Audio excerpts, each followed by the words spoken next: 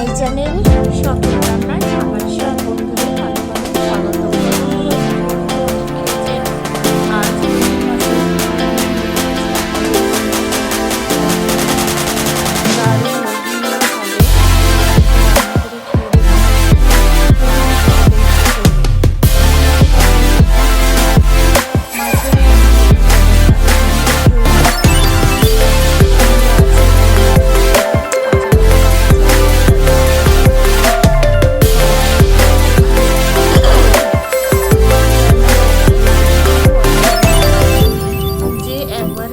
সে কিন্তু একটু বেশিই খাবে। তা চলুন দেখা যাক কীভাবে রান্না করেছি। এখানে বাসমতি রাইস আছে, 350 গ্রাম বাসমতি রাইস নিয়েছি।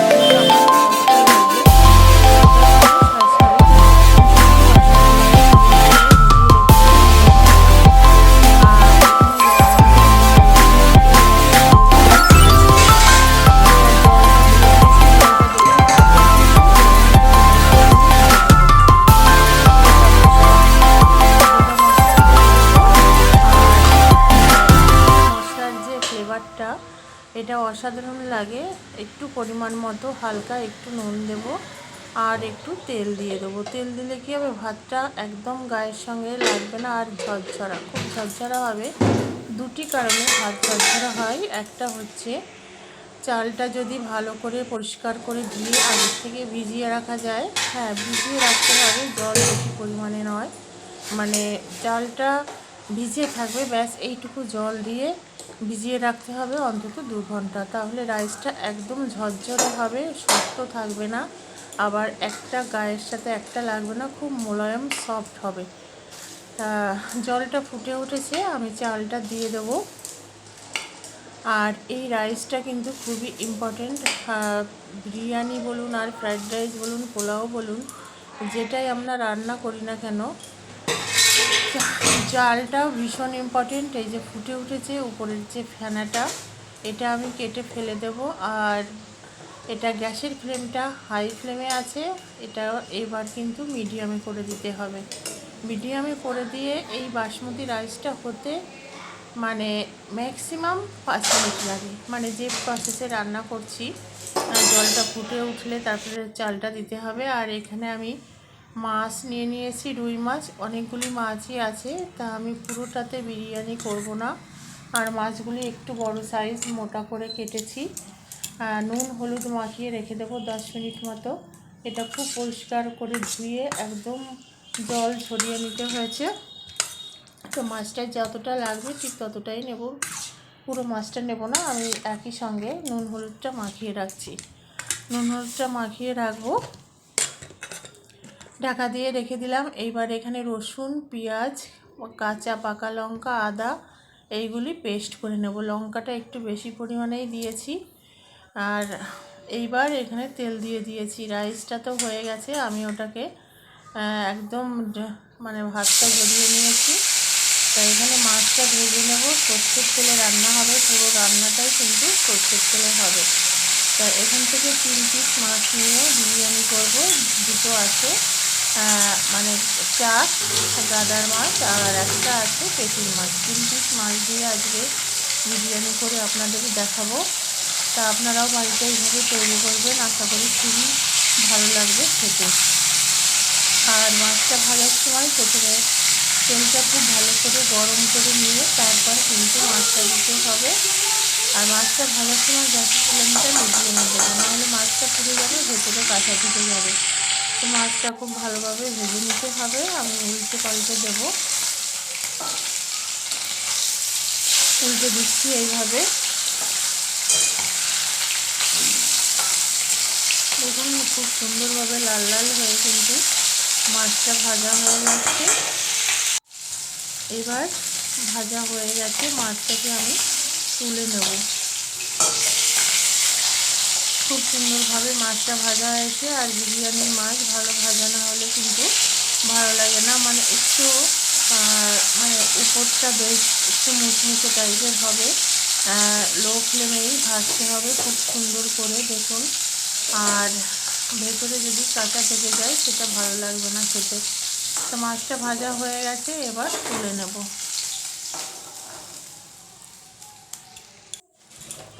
মাছটা ভাজা হয়ে গেছে। এবার এই তেলের মধ্যেই গোটা জিরে দিয়ে দেবো। খুব বেশি অয়েল দেব না, মানে মিডিয়াম দেব।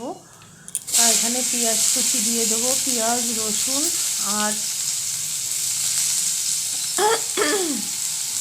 কাঁচা লঙ্কাতেও অনেকটা পরিমাণেই দিয়েছি।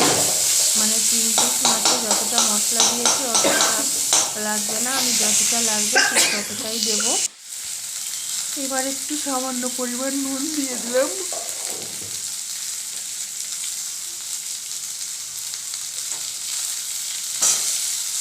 এবার টমেটোটা দিয়ে দিলাম। একটু টমেটো বেশি পরিমাণে দিতে হবে। নুন, টমেটো আর কাঁচা লঙ্কা, রসুন আছে কতগুলো সেটাও দিয়ে দেবো। গোটা রসুন দিয়ে ঢাকা দিয়ে দেবো। ঢাকা দিয়ে একটু হলুদ গুঁড়ো দিয়ে দেবো, পরিমাণ মতো হলুদ গুঁড়ো দিয়ে রসুনগুলি দেওয়া হয়ে গেছে। এবার এটাকে ভালোভাবে নাড়তে হবে।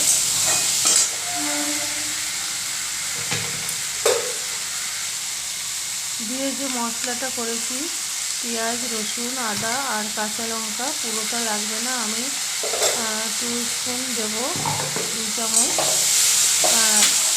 পুরোটা লাগবে না কারণ অনেকটা পরিমাণ মশলা হয়েছে।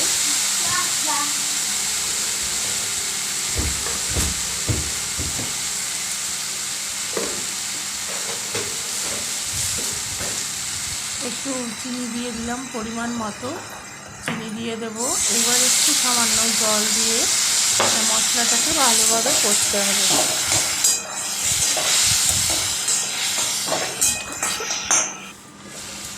দিয়ে ঢাকা দিয়ে দিয়েছি।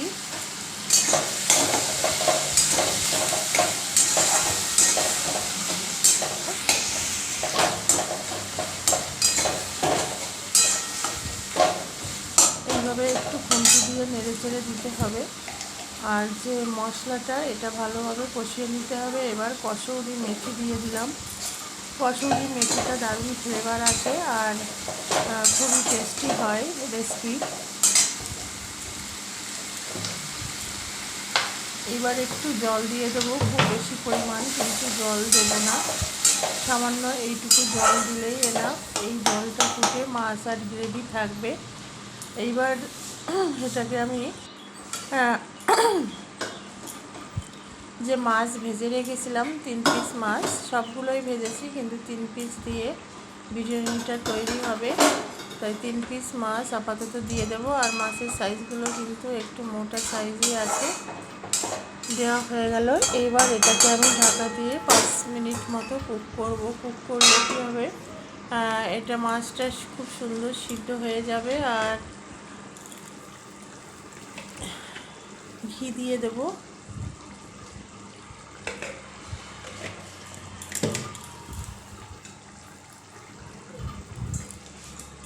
ধনেপাতা কুচি ছড়িয়ে দিলাম। এবার হয়ে গেছে মাছের রেসিপিটা।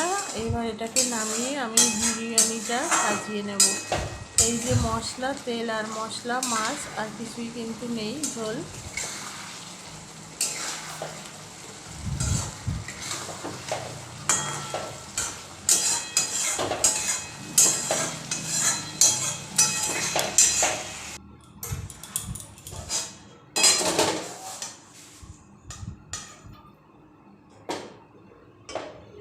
এইবার রাইসটা আমি তুলে নিয়েছি। প্রথমে 1 পিস মাছ আর ঘি দিয়ে দেব। মানে 300 গ্রাম চাল নিয়েছিলাম, পুরোটা দিয়ে করবো না। এইবার এইটা হচ্ছে বিরিয়ানির মশলা, এটা আমি করে নিয়েছি ঘরে। ধনেপাতা কুচি দিয়ে দিলাম। তো এই মশলাটার মধ্যে কি আছে আমি যখন ভিডিওটা ইউটিউবে দেব, আমি ডেসক্রিপশান বক্সে দিয়ে দেব। আর এছাড়াও আমার চ্যানেলে এই মশলার রেসিপি আছে, ওখান থেকেও দেখে নিতে পারেন। কারণ মশলার ভিডিওটা দিতে গেলে, মানে সব এডিট করতে গেলে অনেক লং হয়ে যেত ভিডিও, তাই দিইনি। এইখানে বাকি মাছ 2 পিস দিয়ে দেবো আর গ্রেভি সহ।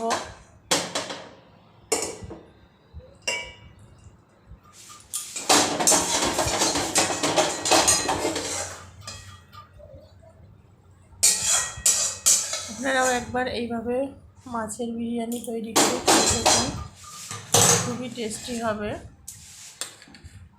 এইবার বাকি রাইস উপর দিয়ে ছড়িয়ে দেবো। আবার একটু বিরিয়ানি মশলা দিয়ে দেবো, আবার একটু রাইস, এবার কেওড়া জল আর গোলাপ জল দিয়ে দেবো পরিমাণ মতো।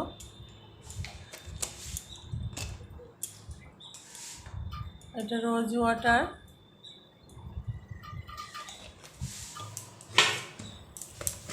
এইবার ঘি দিয়ে দেবো, গাওয়া ঘি, বিরিয়ানিতে ঘিটা মাস্ট, একদম টাটকা ঘি, একদম দারুণ ফ্লেভার বেরোয়। এবার জাফরানটা দিয়ে দেবো, মানে ফুড কালার যেটা, এটা দিয়ে দেবো। দিয়ে এবার আমি এতে কিছুটা ধনেপাতা কুচি দিয়ে দেবো, দিয়ে ঢাকা দিয়ে এটাকে 2 মিনিট, জাস্ট 1 মিনিট হাই ফ্লেমে আর 1 মিনিট লো ফ্লেমে এইভাবে ঢাকা দিয়ে কিন্তু গ্যাস অফ করে দেবো। তা দেখুন কত সুন্দর ঝরঝরে বিরিয়ানি হয়েছে, একটা রাইসের সঙ্গে একটা রাইস কিন্তু মেশেনি, আর দেখতেও অপূর্ব, খেতেও অপূর্ব হয়েছে।